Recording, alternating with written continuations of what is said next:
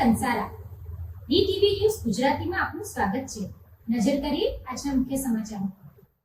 સ્થાનિક સ્વરાજ્યની ચૂંટણી 2026 અંતર્ગત આજે ઉમેદવારી ફોર્મ પરત ખેંચવાનો અંતિમ દિવસ રહ્યો હતો।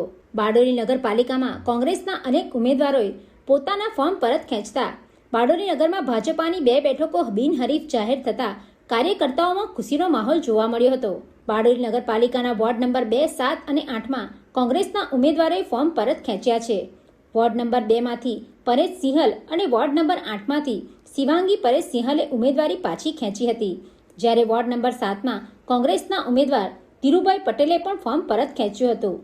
આ કારણે વોર્ડ નંબર 2માં ભાજપના શૈલેષભાઈ ધનસુખભાઈ રાઠોડ અને વોર્ડ નંબર 8માં ઉમાબેન પરેશભાઈ પ્રજાપતિ બિનહરીફ ચૂંટાઈ આવ્યા છે। બિનહરીફ જીત બાદ બારડોલીમાં ભાજપ કાર્યકર્તાઓમાં આનંદની લાગણી જોવા મળી હતી અને ઉજવણી કરવામાં આવી હતી।